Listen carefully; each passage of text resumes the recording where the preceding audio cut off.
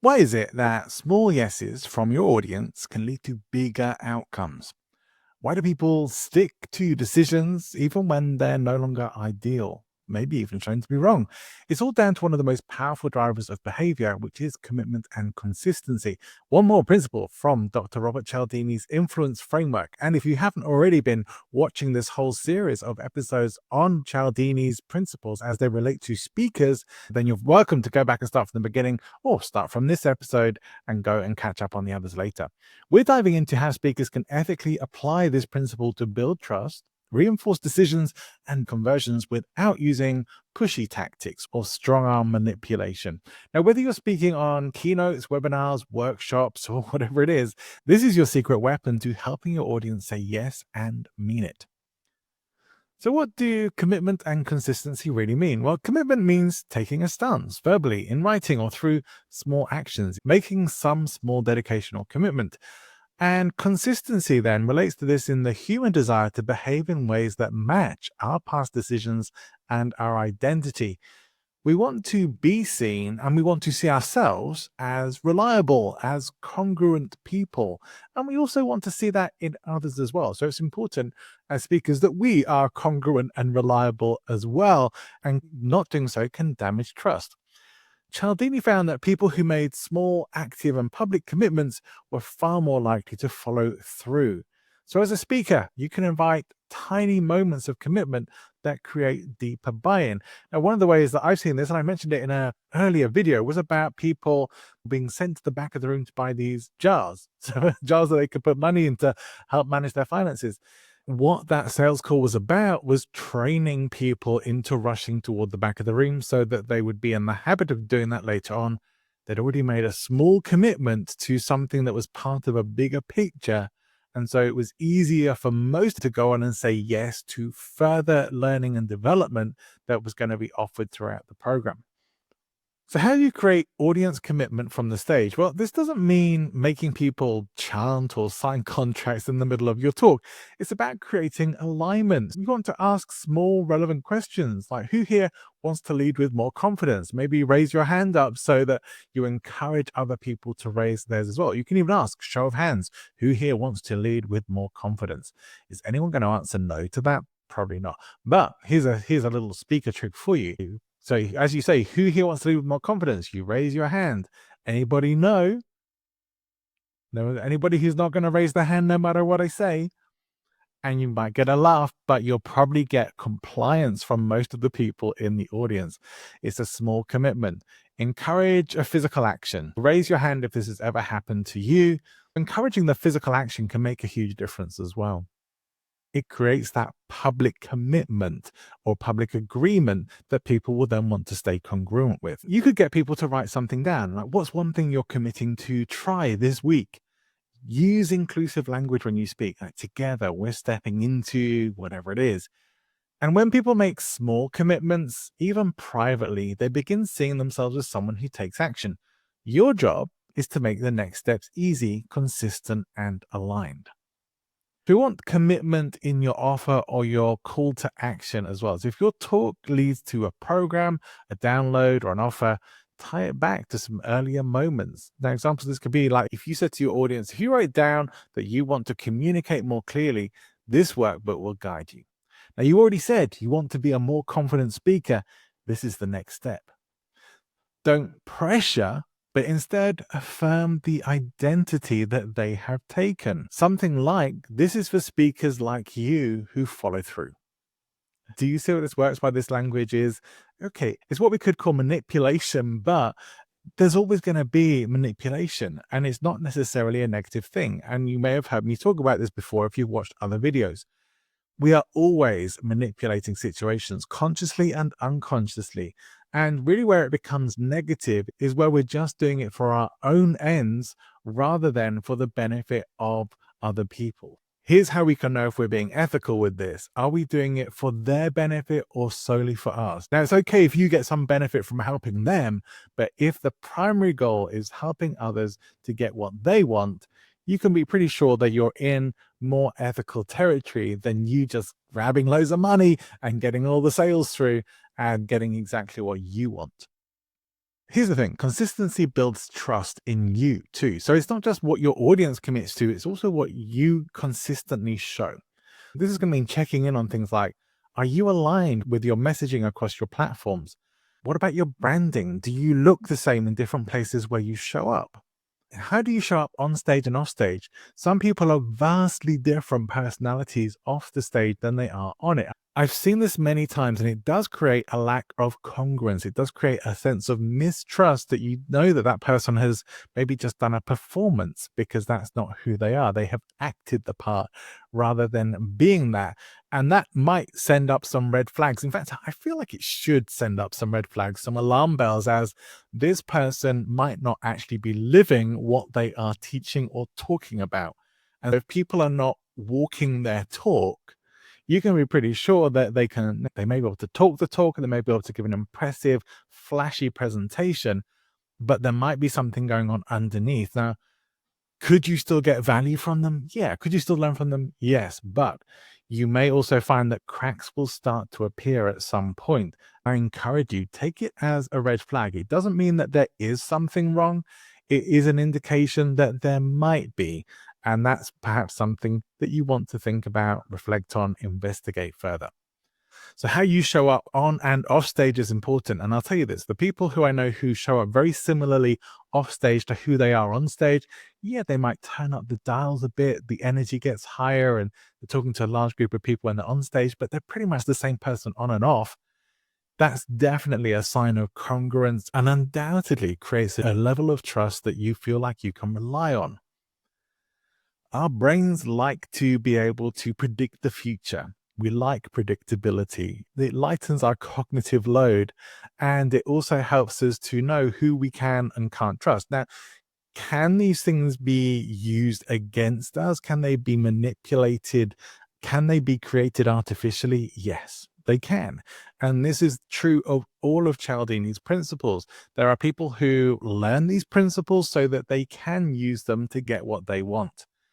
However, what research has often shown is that the people who perhaps are very low empathy and have no issue with tricking people or are quite happy to act unethically in these sorts of situations, they find a way to figure this stuff out by themselves through trial and error of what works when you're trying to trick people and get what you want. So a lot of the time, they're not actively going out and looking to learn from someone like Robert Cialdini.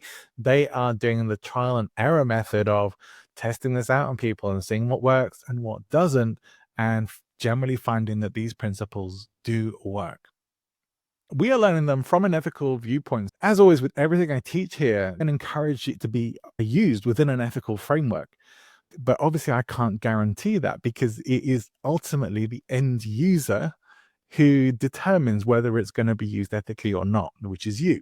So you get to determine whether you use these tools ethically or unethically. And my hope is you're using them ethically. So speakers who are consistent in branding, tone, values, and delivery, they become more trusted. They're more reliable. If you're all over the place, even with things like your topic, if you are shifting from topic to topic because you just want to speak about what's going to get you the most money and what's popular at the time, it's not a great strategy for professional speakers, and it is going to damage your brand and your trustability. So bookers will find it hard to book you because they're not really going to know who you are or what you're about. Now, sometimes when people worry about their credibility, this is where the commitment and consistency part can really come into play, because if you are passionate and committed to your topic and you're constantly learning more about it and developing within that, you don't have to be the person with a doctorate and all the qualifications and knowledge about that, but you have a passion and a knowledge and a real dedication to your topic, that is going to give you a level of credibility in itself. Let's sum this up. Predictability creates comfort and credibility. Let's take a look as we do each video at some of the unethical ways of using this and some of the perhaps mistakes or misuses that you would hopefully want to avoid. Overusing commitment tactics, especially when it's too soon. If you are constantly raise your hand, raise your hand, raise your hand with your audience, they're going to get fed up with it. There's this thing in speaking called a yes set. And thankfully, I don't see speakers doing it too much now, but it really used to be that whole thing of training your audience to say yes. So it's question after question after question, which are all the kinds of almost rhetorical questions. The only thing you can answer to these questions is yes. So they do require an answer, but there's only one answer you want people to give. The question of who here wants to be more confident? Who here wants to be a great leader? Yeah, who here wants to be successful?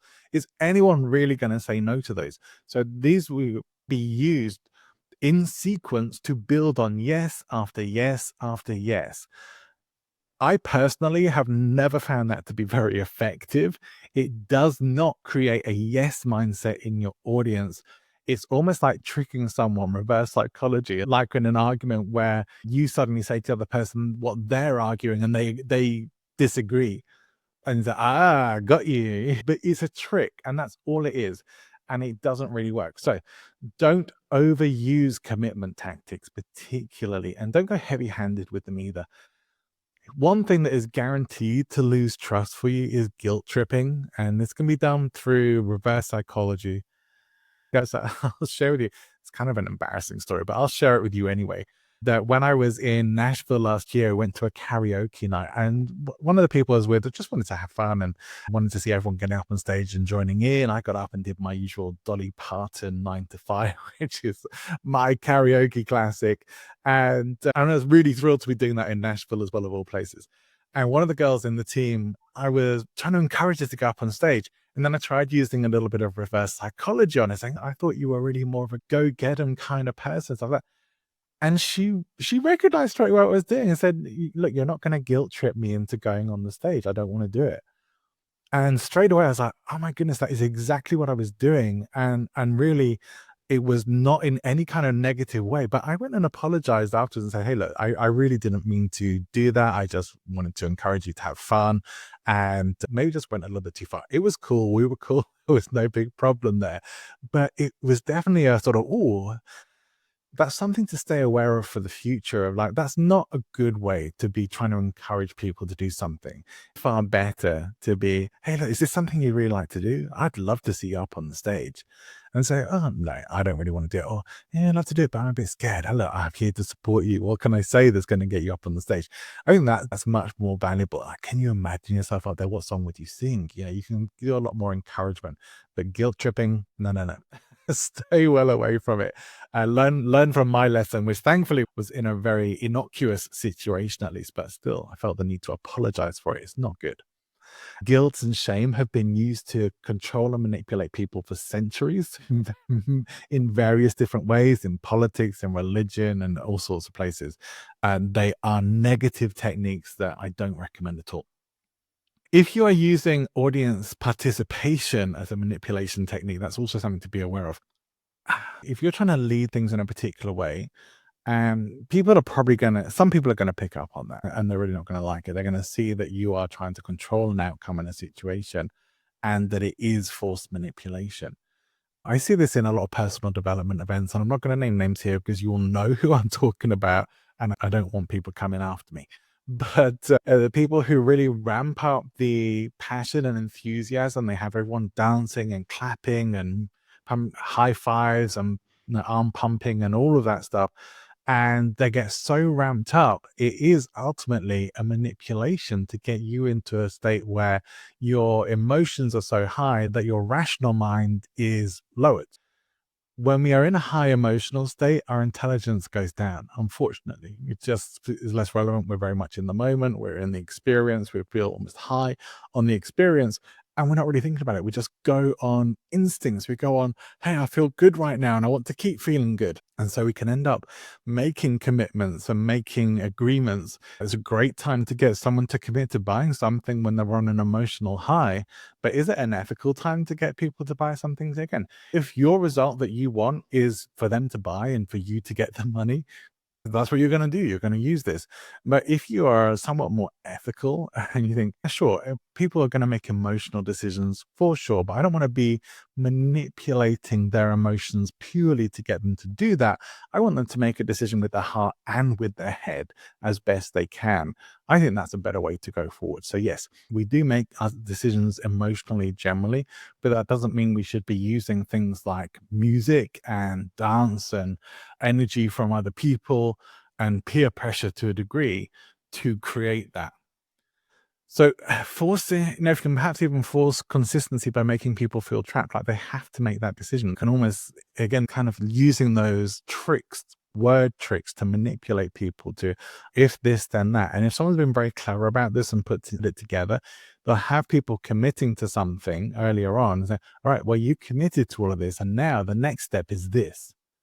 And then they're going to feel trapped and that they have to do it. That's not really where you want them to be. You want them to want to do it as well. Not that they're going to feel that, oh, well, I guess I have to do that now because, yeah, I said that about myself. That's a part of it, but you still want that to be ethical. One of the things that Cialdini talked about in the book was getting people to put signs on their lawns. I think it was promote a political event or something along those lines. Initially, a small gesture would be asked for, like a small token or an easy commitment, like would you put this flag up in your window or would you donate 50 cents or whatever it is? And someone's going to easily go, oh yeah, okay, that's easy to agree to. Once they've done that, if those people then contacted them out later on and asked them to agree to something bigger, they generally would. Not 100%, but generally they would. And so that's the principle at work, that once people make a small commitment, they're likely to go on and make a bigger commitment.